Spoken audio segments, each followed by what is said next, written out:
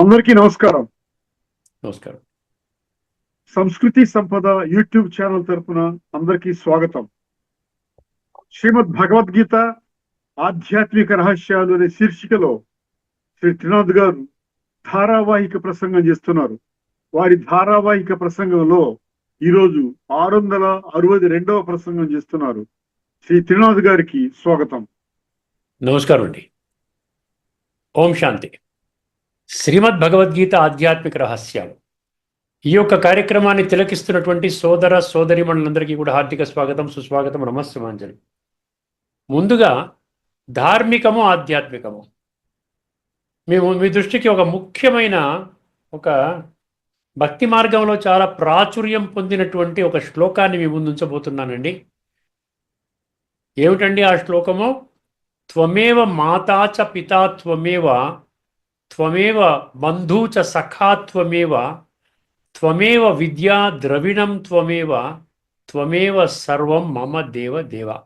ఇది శ్లోకం అండి. భక్తి మార్గంలో దీన్ని అందరికీ చాలామందికి తెలుసుని శ్లోకం అంటే ఏమిటో, నీవే తల్లివి తండ్రివి అని చెప్పి. కానీ దీని యొక్క గూఢార్థాన్ని తెలుసుకోలేకపోవటం వలన ఆ తల్లి తండ్రి ఎవరు, ఆ సఖుడు అంటే మిత్రుడు ఎవరు, ఆ గురువు ఎవరు, దేవతలకి కూడా భగవంతుడైనటువంటి ఆ దేవదేవుడు ఎవరు, సర్వ సంబంధాలతో భగవంతుడితో నేను సంబంధాన్ని జోడించుకునే విధానమే కదా ఆ శ్లోకం చెప్పింది, మమ దేవదేవ అని. అర్థమైందండి. దీని అర్థము తెలియకపోవటం వల్ల దీనికోసం ఎటువంటి ప్రయత్నము చేయటం లేదు, కేవలం పలుకుతున్నారు త్వమేవ మాతా చ పితా త్వమేవ. దాని వలన ఉపయోగం ఏమిటి? నీవే తల్లివి తండ్రి అన్నప్పుడు అక్కడ నీవే అంటున్నారు కానీ మీరు అనడం లేదు కదా. తల్లి తండ్రి భగవంతుడా నీవే నా తల్లివి తండ్రివి అన్నప్పుడు ఆ తల్లి తండ్రిని గుర్తించకపోతే మనం ఏమనాలి చెప్పండి? తల్లి తండ్రిని గుర్తించిన వాళ్ళని ఏమంటారు? ఇక్కడ భౌతిక జగత్తులో తల్లి తండ్రుల్ని వాళ్ళు గుర్తించిన వాళ్ళు కానివ్వండి, లేకపోతే చనిపోయినటువంటి వాళ్ళ సందర్భంగానండి ఇంగ్లీష్లో ఆర్ఫన్స్ అంటారు, అనాథలు అంటారు. తల్లి తండ్రిని గుర్తించకపోతే అనాథలు అంటారు. మళ్ళీ ఆధ్యాత్మిక జగత్తులో ఏమనాలి? కొంచెం బుద్ధి నేత్రం తెలుసుకోండి, కాస్త సత్యత ధర్మాన్ని కాస్త ఇంక్లూడ్ చేయండి మీ యొక్క విధి విధానంలో. ఇప్పుడు మీకు అర్థమవుతుంది, అవును కదా, త్వమేవ మాతాచ పితా త్వమేవ, తూ మాత పితా హం బాలక్ తేరే అని అది నార్త్ వాళ్ళ హిందీలో ఉంటుంది, అదే మీనింగ్ వస్తుంది అందులో కూడా. నీవే తల్లివి తండ్రివి, మేమందరం మీ పిల్లలము అంటారు. కొంచెం నేను కొన్ని ఇటువంటి శ్లోకాలు తీసుకొని వస్తాను ప్రతి ఎపిసోడ్ ముందు. ఈ శ్లోకం అనండి లేకపోతే మంత్రం అనండి, ఏదో ఒకటి భక్తి మార్గంలో కేవలము ముఖము ద్వారా పలుకుతున్నాము, దాని అర్థము జోలికి వెళ్ళటము లేదు. ఇప్పుడు ఒక్కసారి దీన్ని ఆధ్యాత్మిక జగత్తులోకి వచ్చేసేయండి. నీవే తల్లివి తండ్రివి అంటే నీ ఒక్కడివే భగవంతుడివి, నీవే నా తల్లివి అంటే ఆధ్యాత్మిక జగత్తులో నీ ఒక్కడివే నా తల్లివి. తల్లి అంటే ఏంటి? లాలన పాలన చేసేటువంటి తల్లివి, తండ్రివి. అర్థమైందండి. త్వమేవ మాతా చ పితా త్వమేవ ఎక్కడొస్తుంది? మన ప్రతి ఒక్కరు తమ యొక్క మూల స్వరూపంలో ఆత్మ అని అర్థం చేసుకున్నప్పుడు, విశ్వాత్మలందరికీ ఒకే తండ్రి పరమాత్మ అని ఆ యొక్క సత్యాన్ని గుర్తించినప్పుడు నీవే తల్లివి తండ్రి యొక్క అర్థం అని వస్తుందండి. నీవే తల్లివి తండ్రివి. ఏమండి? త్వమేవ మాతా చ పితా త్వమేవ, త్వమేవ బంధూ చ సఖా త్వమేవ.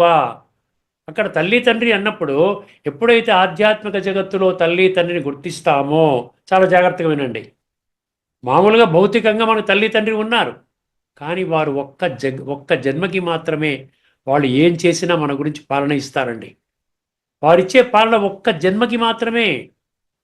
వారు కాలచక్రం మొత్తం అన్ని జన్మల్ని కాపాడే పాలన ఇవ్వరండి. ఏ జన్మకి ఆ జన్మకి డిఫరెంట్ తల్లిదండ్రులు ఉంటారు. 84 జన్మలు మనం తీసుకోగలిగితే 84 తల్లిదండ్రులు ఉంటారు మనకి. అర్థమైందని? 84 తల్లులు 84 తండ్రులు ఉంటారు. అందుకనే మనం కేవలం ఒక్క జన్మకి మాత్రమే మన భాగ్యాన్ని తయారు చేసేటువంటి, మనకి వారసత్వం, స్థూల వారసత్వం ఇచ్చేటువంటి తల్లి తండ్రిని మనము నిరంతరము గుర్తుంచుకుంటున్నాం. మళ్ళీ ఆధ్యాత్మిక జగత్తులో మనకి మన విశ్వాత్మలందరికీ తండ్రి అయినటువంటి పరమాత్మ ఇప్పుడు సృష్టి చక్రములో ఆది నుంచి అంతిమం వరకు అనేక జన్మల యొక్క రహస్యాలు చెబుతూ ఆధ్యాత్మిక జ్ఞానము ద్వారా ఆత్మని ఆ విధంగా సంస్కరించుకునే విధంగా మనం తీర్చిదిద్దుతూ మనకి సత్యయుగం నుంచి అక్కడి నుంచి మొదలుకొని అన్ని జన్మలు మనకి శ్రేష్టమైనటువంటి ఆ జ్ఞానం ద్వారా ఈ శ్రేష్టమైన జన్మలు ప్రసాదిస్తున్నారే, వారిని మనం మర్చిపోవచ్చా? కేవలం ఇంగిత జ్ఞానం చాలండి దీనికోసం. ఇంగిత జ్ఞానం చాలు. ఎందుకు మర్చిపోతున్నాం అంటే పరిచయము మనకి లేదు. నీవే తల్లివి తండ్రి. అందుకనే ఆధ్యాత్మిక జగత్తులో మనం కూడా అనాథలుగానే పరిగణించబడుతుంది. మనని అనాథలే అనాలి. అర్థమైంది. తల్లి తండ్రి అన్నప్పుడు వాళ్ళ నామరూప దేశకాల గుణ కర్తవ్య సంబంధం తెలియాలి కదా. త్వమేవ బంధు సఖా త్వమేవ అంటే ఏంటి? ఈ రోజున బంధువులు చాలామంది ఉన్నారు మనకి. అందరూ ఉన్నారు. అన్న, వదిన, భార్య, భర్త, పిల్లలు, అత్తగారు, మామగారు, తల్లి, తండ్రి, అన్న, తమ్ముడు, అంకుల్, ఆంటీ ఎన్నో చాలా ఉన్నాయి కదా. ఈ బంధువులందరూ ఒక్క జన్మ కొరకే.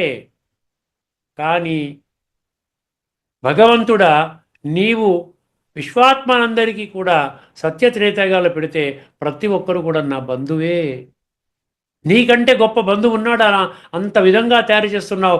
నీకంటే నాకు గొప్ప రిలేటివ్ బంధువు ఉన్నాడా? ప్రపంచంలో విశ్వాత్మలందరినీ 33 కోట్ల ఆత్మలందరినీ ఒక కుటుంబంగా తీసి పెడుతున్నావు కదా. నీవు గొప్ప బంధువువి. ఈ బంధువు యొక్క సాంగత్యం మనం కోరుకుంటున్నామా? మామూలుగా ఎవరైనా బంధువులు వస్తే మనం తీసుకొస్తాం, గౌరవిస్తాం, మంచినీళ్ళు ఇస్తాం, తర్వాత వాళ్ళ యొక్క పనిని బట్టి వాడు ఒకరోజు 2 రోజులు మన ఇంట్లో ఉంటే వాళ్ళకి అన్ని ఆతిథ్యం ఇస్తాం, అన్నీ చేస్తాం కదా. అందుకని ఇక్కడ అర్థమైంది, త్వమేవ బంధువు అంటే నీకంటే గొప్ప బంధువు వేరొకరు లేరు అన్నటువంటి భావన అన్నమాట. సఖ అంటే అదే రీతిలో గుర్తుపెట్టుకోండి. ఈ రోజున వర్తమానంలో మనకు అనేక మంది ఫ్రెండ్స్ ఉన్నారు. సఖ అంటే మిత్రుడు, ఫ్రెండ్స్.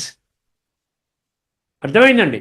అందుకని మిత్ర సంబంధీకులు అంటాం. బంధువు మిత్ర కలిపి మిత్ర సంబంధీకులు అంటాం. ఈ మిత్రుడు మనకి కాలచక్ర జ్ఞానం ఇస్తున్నాడు. ఈ మిత్రుడు ఆత్మని శుద్ధి చేసే జ్ఞానం ఇస్తున్నాడు. ఈ మిత్రుడు ప్రపంచంలో ఏ గురువు, ఏ మహామండలేశ్వరుడు, ఏ సాధు సంతులు, ఏ దేవి దేవతా స్వరూపం ఎవ్వరు కూడా మనకి ఇవ్వనటువంటి సంస్కార పరివర్తన చేసుకునే జ్ఞానం ఇస్తున్నాడు. ఆధ్యాత్మిక జ్ఞానం. జ్ఞానం ఇవ్వడమే కాకుండా ఆ జ్ఞానాన్ని జీవితంలో ఎలా అనుభవం చేయాలి అది కూడా చెప్తున్నాడు. అంతకంటే గొప్ప మిత్రుడు ఉన్నాడండి.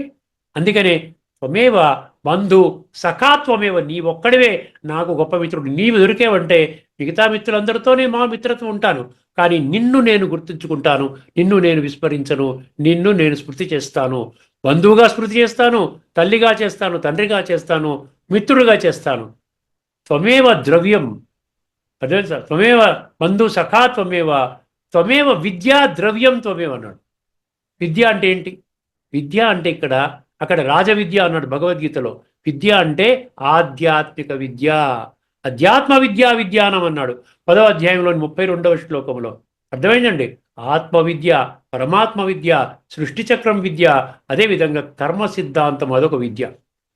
ఈ రోజున కర్మలు మనం పనికిరాని కర్మలు చేస్తున్నాము అంటే కారణం ఏంటి? మన కర్మ సిద్ధాంతము, కర్మల గుహ్యగతి మనకి తెలియకపోవటం వల్లని.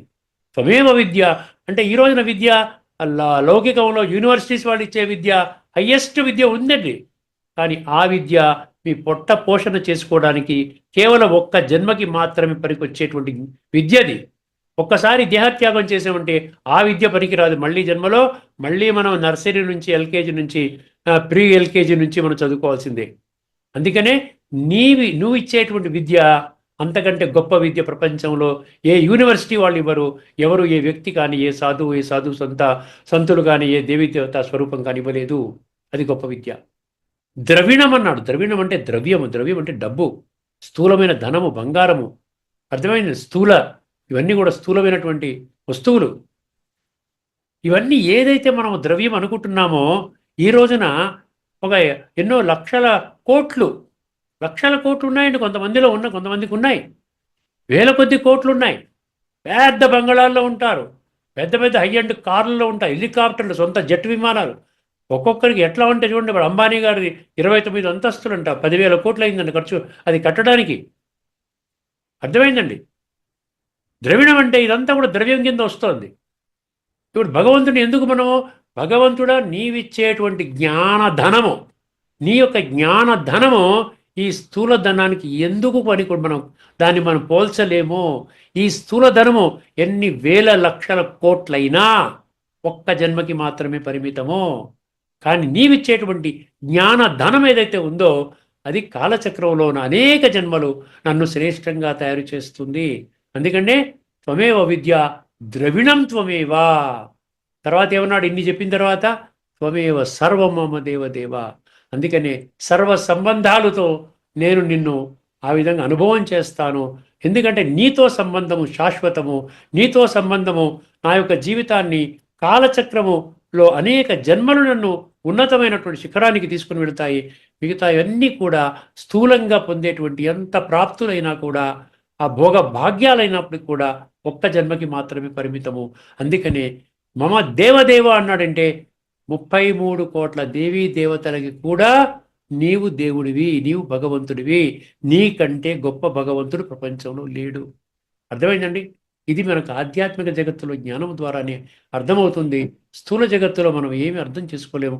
కేవలం నోటి ద్వారా పలుకుతాము, అందులో పలికిన దాంట్లోనే ఆనందపడతాము. కానీ ఈ విధంగా అర్థం తెలుసుకున్నట్లయితే మీరేం చేస్తారు? ఇంకా అద్భుతమైనటువంటి ఆత్మానందం పొందుతారు. ఆ విధంగా మీ పురుషార్థాన్ని పెంచుకోవడానికి, పరమాత్మతో కనెక్షన్ జోడించడానికి మీకు ఈ యొక్క అర్థం ఆధ్యాత్మిక రహస్యాలు, ఈ ప్రతి శ్లోకం యొక్క ఆధ్యాత్మిక రహస్యాలు తెలుసుకుంటే మీకు బోధపడుతుంది. అర్థమైందండి? ఇక్కడతో ఫుల్ స్టాప్ పెడదాం. ఇప్పుడు మనం 18వ అధ్యాయంలోని 67 చాలా ముఖ్యమైనటువంటి ఈ అంతిమ అధ్యాయం అన్నమాట. 18వ అధ్యాయంలో భగవంతుడు సమ్మరైజ్ చేస్తున్నాడు. అక్కడ మొత్తం అన్ని 17 అధ్యాయులు. అందులో మొదటి అధ్యాయంలో భగవాను వాచ్ ఉండదు. 2వ అధ్యాయం నుంచి మనకి ఆ విధంగా 17 అధ్యాయములు 16 అధ్యాయములు చెప్పి తర్వాత ఈ 18వ అధ్యాయంలో మనకి ఏం చేస్తున్నాడు? ఒక్కసారి సమ్మరైజ్ చేస్తున్నాడు. ఏ నా బిడ్డలారా, నన్ను విస్మరించకండి, మీరు నా పిల్లలు, నేను మీ తండ్రిని, పితాహమస్య జగత మాత, తల్లిని తండ్రిని. మీరు అర్జునుడి హోదాలోకి వచ్చినట్లయితే మీరు నన్ను ఆ విధంగా గౌరవించగలుగుతారు. అర్జునుడికి నా మీద సంపూర్ణ నిశ్చయం, బలిహార బుద్ధి, నా మీద మత్పరాయణ, నా మీద బలిహారం అయిపోతాడు. నేను చెప్పిన మాట వింటున్నాడు. మీరు కూడా అర్జునుడిలాగా అవ్వండి. అర్థమైందండి?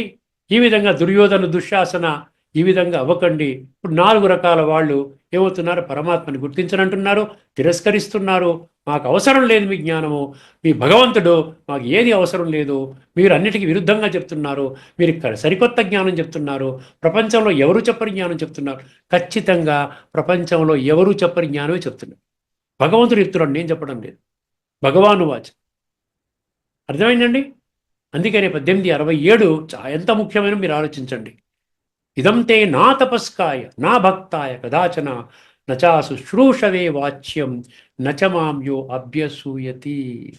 అందువలన ఈ 4 గ్రూప్స్ ఏవైతే ఉన్నాయో, తపస్సంపన్నుడు కానివాడు అంటే ఆత్మశుద్ధి చేసుకోనివాడు, అర్థమైందండి, భక్తుడు కానివాడు అంటే భగవంతుని యొక్క ప్రత్యక్షమైనటువంటి పరిచయం లేనివాటి వాడు, అర్థం నేను భగవంతుని తప్ప మిగతావన్నీ భక్తి చేస్తాడు. దేహదారులని భగవంతుడు అనుకుంటున్నాడు, కానీ భగవంతుడు కనెక్ట్ అవ్వటం లేదు, సంస్కార పరివర్తన జరగటం లేదు. అదే నా మాట విననివాడు. అశుశ్రూషవే, శుశ్రూష అంటే సేవ, నా యొక్క ఈశ్వరీయ సేవ అంటారు. ఆ ఈశ్వరీయ సేవలో పాల్గొననివాడు. తర్వాత మాం చయో అభ్యసూయతి, మాం యహ అభ్యసూయతి, అభ్యంతరం పెట్టేవాడు, తిరస్కరించేవాడు, మిగతా వాళ్ళు వస్తున్నా వెళ్ళకండి అని చెప్పేవాడు. అర్థమైందండి? ఇది ఎంత పాపకృత్యం అండి. భగవంతుని మార్గంలో, భగవంతుని ఒక మార్గం, మంచి మార్గం విశ్వాత్మలందరికీ బోధిస్తుంటే అడ్డుపుల్లలు వేసేవాడు ఎంత పాపం చేస్తున్నారు అర్థం చేసుకోండి ఒక్కసారి. సత్యం తెలుసుకోకుండా, ఇప్పుడు తెలుసుకొని చేస్తున్నారంటే వేరే విషయం, తెలుసుకోకుండా చేస్తున్నారు కదా, అర్థం చేసుకోండి ఒక్కసారి. అందుకని భగవంతుడు అంటున్నాడు, ఈ 4 కూడా మీరు ఈ యొక్క ఆధ్యాత్మిక జ్ఞానము బోధించకండి. ఆలోచించండి, తీక్షణంగా ఆలోచించండి. మనము ఈ 4 శ్లోకాలలో 4 శ్లోకాలు కాదు, ఈ 4 వర్గాలు ఏవైతే ఉన్నాయో, నా తపస్కాయ, నా భక్తాయ, నా శుశ్రూషవే, నా అభ్యసూయతి అన్నాడు కదా, ఈ 4 వర్గాలు ఇండిపెండెంట్గా మనం కొన్ని గీత సమర్థించేటువంటి శ్లోకాలు తెలుసుకున్నాం. అదేవిధంగా ఉపనిషత్తులు సమర్థించే కొన్ని మంత్రాలు తెలుసుకున్నాం. ఇప్పుడు 4 గ్రూప్స్ని కలిపేద్దాం ఒక్కసారి ఆ శ్లోకం పరంగా. వీళ్ళంతా భయపడుతున్నారు కదా, ఇప్పుడు మీరు విన్నవాళ్ళు భయపడతారు. అవునండి, ఎట్లాగా తెలుసుకోవాలి భగవంతుణ్ణి అనే ఆలోచన వస్తుంది కదా. అందుకని ఈ మొత్తం శ్లోకాన్ని సమర్థించే భగవద్గీత శ్లోకాలు మీ ముందుంచబోతున్నానండి ఈ ఎపిసోడ్లో. అంటే మొత్తం శ్లోకాన్ని. అప్పుడు ఏమిటంటే ఈ నలుగురు గ్రూప్స్ ఏమర్థం చేసుకోవాలి వాళ్ళు? మేము ఏ విధంగా నిన్ను తెలుసుకోవాలి తండ్రి, మిమ్మల్ని తెలుసుకుందాం అనుకుంటున్నాము, మీ మార్గంలో ప్రయాణించాలనుకుంటున్నాము, మాకు మార్గదర్శకం పెట్టండి. ఈ యొక్క అతపస్కాయ అభక్తాయ అశుశ్రూషవే అభ్యసూయతి, ఇందులోంచి బయటికి మనం పంపించేయండి మమ్మల్ని. మీ మార్గంలో ఇప్పటికీ కొన్ని లక్షల మంది మీ మార్గంలో నడుస్తున్నారు కదా, ఆ నడిచేటువంటి వర్గంలో మమ్మల్ని కూడా పెట్టండి. ఇవన్నీ గీత సమర్థించే మంత్రాలు, కొన్ని శ్లోకాలు కొన్ని వినండి. ఉపనిషత్తు సమర్థించే మా శ్లోకాలు కూడా, మంత్రాలు కూడా మీకు చెప్తాను. అంటే దాంతో ఏమవుతుందంటే వెరీ యాక్యురేట్ అండర్స్టాండింగ్ వస్తుందన్నమాట మీకు. బుద్ధినేత్రం తెరుచుకున్నారా, మీకు యాక్యురేట్గా ఈ ఒక్క శ్లోకములోని గూఢార్థాన్ని మనం అర్థం చేసుకోగలిగితే మీ జీవితం మారిపోతుంది. అర్థమైందండి? 4వ అధ్యాయంలోని 3వ శ్లోకం ఎలాగ తెలుసుకోవాలనే విషయం అన్నమాట. 4వ అధ్యాయము 3వ శ్లోకం అండి. స ఏవాయం మయాతే అద్య యోగ ప్రోక్త పురాతన భక్తోసి మే సఖా చేతి రహస్యం ఏతదుత్తమం. భగవంతుడే అంటున్నాడండి, ఇది రహస్యయుక్తమైన జ్ఞానము నాయనా, దీనికంటే ఉత్తమమైనటువంటి జ్ఞానం నీకు లభించదు. ఎందుకంటే సాక్షాత్తు విశ్వాత్మలకు తండ్రి అయినటువంటి నేను ప్రత్యక్షంగా పర్సనల్గా చెప్తున్నాను. అర్థమైందా? అందుకనే స ఏవాయం మయా తే అన్నాడు. సా అంటే ఎవరైతే, మయా అంటే నా చేత, అద్య యోగ ప్రోక్తా పురాతన, నేనేం చెప్తున్నాను జ్ఞానము? క్రొత్త జ్ఞానం చెప్పడం లేదు. ఏదైతే ప్రతి కల్పము చెప్పుకుంటూ వస్తున్నానో అదే పురాతన జ్ఞానాన్ని మళ్ళీ ఇప్పుడు కొత్తగా ఏర్పడిన కల్పం అంటే కలియుగం యొక్క అంతిమ క్షణాలు. స ఏవాయం మయా తే, మయా అంటే నా చేత, తే అంటే నీ కొరకు. స ఏవాయం మయా తే అద్య అంటే ఈరోజు, అద్య అంటే టుడే. సంస్కృతంలో అద్య అంటే నేడు, ఈరోజు, టుడే. యోగ ప్రోక్త పురాతన, నేనేం చెప్తున్నాను నీకు? రాజయోగం చెప్తున్నాను. అంటే ఆత్మ పరమాత్మ ఎలాగా కలుసుకోవాలి, ఎలాగ కనెక్షన్ జోడించాలి, మనసు బుద్ధి ద్వారా ఈ సంబంధాన్ని ఎలా జోడించాలి, యోగాన్ని రాజయోగముగా ఎలా చేసుకోవాలి అని చెప్తున్నాను. ప్రోక్త పురాతన, ఎప్పుడో చెప్పిందే చెప్తున్నాను. భక్తోసిమే సఖ, నీవు నా భక్తుడివి, నీవు నా సఖుడివి, అంటే మిత్రుడివి. నీవు నా భక్తుడివి, నా సఖుడివి. ఇక్కడ మీరు గుర్తించండి, భక్తుడు కాకపోతే మీరు అర్థం చేసుకోలేరు. అభక్తాయ భక్తుడివి, సఖుడివి అంటే ఫ్రెండ్వి. భగవంతుడు నాకు ఫ్రెండ్ కాదు, ఏమీ కాదు. కానీ అంటున్నాం ఇక్కడ త్వమేవ మాతాచ పితా త్వమేవ బంధు సఖ అంటున్నాం. కానీ ఏమంటున్నాం తెలుసుకోవట్లేదు. ఇక్కడ ఏమంటున్నాడు? నేను సఖుడికి ఇస్తున్నాను అంటున్నాడు. అర్థమైందండి? భక్తోసి మే సఖ, భక్తుడికి ఇస్తున్నాను, సఖుడి మిత్రుడికి ఇస్తున్నాను. అతి రహస్యమైనటువంటిది, అతి ఉత్తమమైనటువంటి జ్ఞానాన్ని ఇస్తున్నాను అంటున్నాడు. చూసారా? నువ్వు నాకు భక్తుడివి, అలాగే నాకు ప్రియ మిత్రుడివి కనుక కాలక్రమేణా లోపమైన, అంటే కల్పకల్పము ఈ సంగమ యుగంలో ఇస్తాడు. కలియుగం యొక్క అంతిమ సమయంలో, సృష్టి యొక్క ఆరంభ సమయంలో, ఈ సంగమ సమయంలో పరమాత్మ వచ్చి ఇస్తాడు. తర్వాత సత్య యుగం నుంచి ప్రారంభం అవుతుంది చూసారా, నూతన కల్పము, అది మాయమైపోతుంది. దాన్ని ఏమన్నా అంటే లోపమవుతుంది, అది వెళ్ళిపోతుంది. మళ్ళీ ఎప్పుడు ప్రత్యక్షం అవుతుంది? మళ్ళీ కలియుగం యొక్క అంతిమ సమయంలో ప్రత్యక్షమవుతుంది. ఈ విధంగా అర్థమైందండి? అందుకనే కనుక కాలక్రమేణా ప్రాయలోపమైన, అంటే నశించిపోయిన, అత్యంత రహస్యయుక్తమైన మరియు సర్వోత్కృష్టమైన, సర్వోన్నతమైన ఈ పురాతన యోగ విజ్ఞానాన్ని ఈరోజు, అండర్లైన్ చేసుకోండి, ఈరోజు నేను నీకు మరలా ఉపదేశిస్తున్నాను. అర్థమైందండి? మరలా చెప్తున్నాడు భగవంతుడు, అగైన్ ఈజ్ టెల్లింగ్ అనమాట. ఇప్పుడు 7వ అధ్యాయం 2 మీకు అర్థమైంది కదా? ఇప్పుడు అక్కడ భక్తుడు కాదు, సఖుడు కాదు, ఏది కాదు అంటే మీరు అక్కడి నుంచి బయటికి వెళ్ళిపోయారు, మీకు అర్థం కాదు. 7వ అధ్యాయం 2వ శ్లోకం. జ్ఞానం తేహం స విజ్ఞానం ఇదం వక్ష్యామి అశేషత యజ్ఞాత్వానేహ భూయో అన్యత్ జ్ఞాతవ్యమవశిష్యతే. అక్కడ ఏమన్నాడండి? ఇక్కడ ఇంతకుముందు శ్లోకంలో ఏం చెప్పాడు? ఉత్తమమైన జ్ఞానము, రహస్యముతో కూడుకున్న జ్ఞానం అన్నాడు. ఈ రెండు మనం తెలుసుకోలేదు, మనకి సంబంధం లేకుండా తెలుసుకున్నాం. కురుక్షేత్ర యుద్ధ మైదానంలో కౌరవులు పాండవులు మధ్యలో రథాన్ని ఆపమన్నాడు ఆయన. నేను యుద్ధము చేయనన్నాడు, అస్త్ర సన్యాసం చేశాడు. అప్పుడు భగవంతుడు శ్రీకృష్ణుడి స్వరూపంలో అర్జునుడికి మాత్రమే గీతాబోధన చేశాడు యుద్ధరంగములో 18 రోజులు. ఇది ఇంతవరకే తెలుసు. నేను ఎలా కనెక్ట్ అవ్వాలి? నేను యుద్ధంలో లేను కదా. అందుకని ఇక్కడ ఏమంటున్నాడండి? నేను జ్ఞానము అందరి కొరకు చెప్తున్నాను, జ్ఞానముతో పాటు విజ్ఞానము కూడా చెప్తున్నాను. ప్రపంచంలో ఏ వ్యక్తి అయినా, ఎంత గొప్ప పండితుడైనా, ఎంత గొప్ప విశిష్ట ప్రవచనకర్త అయినా, ఎక్కడైనా కూడా ఆయన జ్ఞానాన్ని జీవితంలో ఎలాగ ధారణ చేయాలో చెప్పడం జరిగిందా అండి? అక్కడ విజ్డమ్ అంటున్నారు. ఇంగ్లీష్లో నాలెడ్జ్ అంటే జ్ఞానము, విజ్డమ్ అంటే విజ్ఞానము. ఈ జ్ఞానాన్ని విజ్డమ్లో కన్వర్ట్ చేసే విధానము ఒక్క భగవంతుడు మాత్రమే చెప్తున్నాడండి. అది మర్చిపోయారు. గీతా ప్రేమికులందరూ మర్చిపోయారు. గీతా ప్రవచనకర్తలు కూడా ఈ విషయం మీద ఫోకస్ పెట్టడం లేదండి. జ్ఞానం తే అహం అన్నాడండి. నేను తే అంటే నీకు, నేను నీకేం చెప్తున్నాను? జ్ఞానం మాత్రమే కాదు, విజ్ఞానము కూడా చెప్తున్నాను. జ్ఞానం తేహం సవిజ్ఞానం అంటే విజ్ఞాన సహితముగా చెప్తున్నాను. ఇదం వక్ష్యామి అశేషత, ఏది దాచుకోకుండా చెప్తున్నాను. సంపూర్ణమైన జ్ఞానం చెప్తున్నాను. సంపూర్ణ ఆధ్యాత్మిక జ్ఞానము, సంపూర్ణ ఆధ్యాత్మిక విజ్ఞానము చెప్తున్నాను. చూసారా? ఇదం వక్ష్యామి అశేషత అంటే చూడు, తండ్రి లెక్చరర్ అనుకోండి, లెక్చరరో ప్రొఫెసరో అనుకోండి, బిడ్డ కూడా అదే సబ్జెక్టు తీసుకోమని చెప్తాడు. ఎందుకంటే నాకున్న సబ్జెక్టుని మొత్తం నీకు చెప్పేస్తాను, ఇంట్లో నువ్వు ఈ సబ్జెక్ట్ తీసుకో, లెక్కలు తీసుకో, లేకపోతే తెలుగు సాహిత్యం తీసుకో, లేకుండా ఉంటే ఇంగ్లీష్ లిటరేచర్ తీసుకో, లేకుండా ఉంటే ఫిజిక్స్ తీసుకో, ఎంపీసీ అవి తీసుకో. ఎందుకంటే తండ్రి నుంచి ఈజీగా చెప్పడం ఈజీ అవుతుంది కదా. ఏది వదలకుండా చెప్తాడు తండ్రి. ఎందుకంటే నా బిడ్డ నంబర్ 1 రావాలి, గోల్డ్ మెడల్ రావాలి, తపనతో చెప్తాడు. ఇప్పుడు తండ్రి ఏమంటున్నాడు? నేను నీకు చెప్తున్నాను అంటున్నాడు. అశేషత, ఏది దాచుకోకుండా చెప్తున్నాను అంటున్నాడు. ఇదం వక్ష్యామి అశేషత యజ్ఞాత్వా నేహ భూయో అన్యత్ జ్ఞాతవ్యం అవశిష్యతే. అంటే జ్ఞానం యొక్క పరాకాష్ట, దీనికంటే గొప్ప జ్ఞానం లేదని అనుకున్నాం ఇంతకుముందు. అక్కడేం చెప్పాము? ఉత్తమం అని చెప్పాం కదా. రహస్యయుక్తము ఉత్తమము, దీనికంటే గొప్పది లేదు. ఇక్కడ అదే విషయాన్ని మళ్ళీ చెప్తున్నాడు.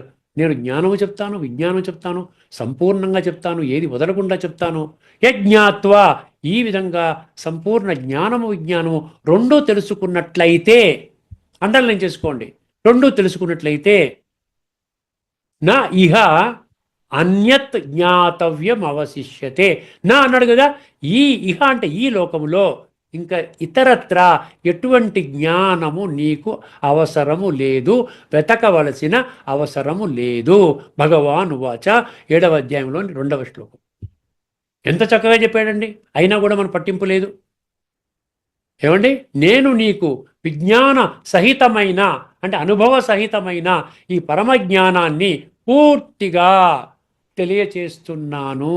పూర్తిగా దీనిని తెలుసుకున్న తర్వాత ఈ లోకములో నువ్వు తెలుసుకోవలసినది అంటూ ఏది మిగలదు, ఇంకేది లేదు. దీనికంటే గొప్పగా చెప్పేవాళ్ళు ఎవరు లేరు. భగవాను వాచ, భగవంతుడు ఒక్కడే కదా. తర్వాత 7వ అధ్యాయంలోని 3వ శ్లోకం. మనుష్యాణం సహస్రేషు కశ్చిత్ యతతి సిద్ధయే యతతామపి సిద్ధానాం కశ్చిన్ మాం వేత్తి తత్వతః. ముఖ్యంగా ఎవరైతే ఈ జ్ఞానాన్ని తిరస్కరిస్తున్నారో వాళ్ళకి అడ్రస్ చేస్తున్నాడు ఇది. నాయనా, సంపూర్ణ జ్ఞానం ఇస్తున్నాను.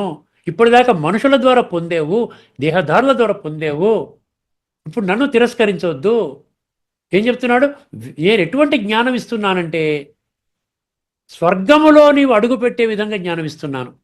స్వర్గములో శ్రేష్టమైన జన్మలు తీసుకునే విధంగా నీ జ్ఞానం ఇస్తున్నాను. అర్థమైందండి? ఎందుకంటే సత్యయుగంలో వచ్చేవాళ్ళు 3 కోట్ల మందే.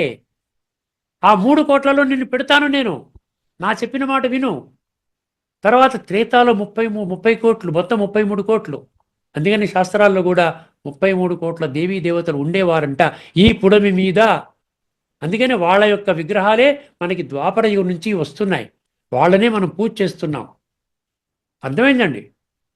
మనుష్యాణం సహస్రేషుని, వేల కొలది జనులలో ఒకానొకడు మాత్రమే జ్ఞానసిద్ధి కోసం ప్రయత్నం చేస్తాడు. నీవు కూడా ప్రయత్నం చేయి. ప్రయత్నం చేయకుండా ఏది దొరకదు. నువ్వు ఏది చదువుకోకుండా పరీక్ష పాస్ అవ్వగలవా? అర్థమైందండి. ప్రతి దానికి ఎఫర్ట్ కావాలి.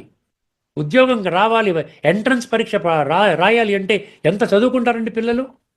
ఒక్క ఒక్క జన్మ కోసం, ఒక్క పొట్ట పోషించుకోవడం కోసం, ఆ జీవితాన్ని తీర్చిదిద్దుకోవడం కోసం, ఒక ఫ్యామిలీని పెట్టుకోవడం కోసం ఎంత కష్టపడతారు వాళ్ళు. అలాంటిది మొత్తం కాలచక్రం మొత్తం అద్భుతమైన జన్మలు ఇస్తున్నప్పుడు భగవంతుడు రెస్ట్రిక్షన్ ఏం పెట్టడా? ఏమి చేయొద్దంటాడా? వేల కొలది మనుషులలో ఒకానొకడు మాత్రమే నన్ను ప్రాప్తి చేసుకునే జ్ఞాన సిద్ధి కోసము ప్రయత్నము చేస్తాడు. అట్లు ప్రయత్నము చేసినటువంటి అనేకులలో ఒకానొకడు మాత్రమే నన్ను యథార్థంగా తెలుసుకుంటాడు, నా జ్ఞానాన్ని అర్థం చేసుకుంటాడు, నా మార్గాన నడుస్తాడు, తన జీవితాన్ని 3 పువ్వులు 6 కాయలుగా తయారు చేసుకుంటాడు. ఇదన్నమాట. చూసారా ఎంత అద్భుతంగా. అందుకనే మీరు గ్రూప్స్లో ఉండి మేము తిరస్కరిస్తున్నాం, మాకు అక్కర్లేదు, ఇటువంటి నుంచి బయటపడండి. కొద్దిమంది మాత్రమే తెలుసుకుంటారు. ఇప్పుడు ఇంకా సమయం మించిపోలేదు. రేపొద్దున టూ లేట్ బోర్డు పెట్టేస్తాడు. అయిపోతుంది కదా, టూ లేట్, సారీ అయిపోయింది, సృష్టి పరివర్తన జరిగిపోతుంది, నాకు ఎంతమంది కావాలో అంతమంది వచ్చేసారు, మీరు ఇంకా ద్వాపరయుగంలో రావాల్సిందే, సత్యత్రేతాయుగాల్లో కెపాసిటీ మొత్తం ఫుల్ అయిపోయింది, రిజర్వేషన్ అంతా అయిపోయిందని చెప్తున్నాడు. అర్థమైందండి? జాగ్రత్తగా వినండి. వేల కొలది జనులలో ఒకానొకడు మాత్రమే పరమాత్మను ప్రాప్తి చేసుకునే ఆధ్యాత్మిక జ్ఞాన సిద్ధి కోసము ప్రయత్నము చేస్తాడు. అట్లు ప్రయత్నము చేసినటువంటి అనేకులలో ఒకానొకడు మాత్రమే పరమాత్మను యథార్థంగా తెలుసుకుంటాడు. అర్థమైందండి? ఇక్కడతో మన చర్చను ముగించుకుందాము. తదుపరి ఎపిసోడ్లో మరికొన్ని శ్లోకాలు మీ దృష్టికి తీసుకొని వస్తానండి. ఓకేనండి? అంతవరకు సెలవు. అందరికీ నమస్కారం. లోకా సమస్త సుఖినో భవంతు. ఓం శాంతి. భగవద్గీత ఆధ్యాత్మిక రహస్యాలు అనే శీర్షికలో ధారావాహిక ప్రసంగం చేసిన శ్రీ త్రినాథ్ గారికి ధన్యవాదాలు. నమస్కారం అండి.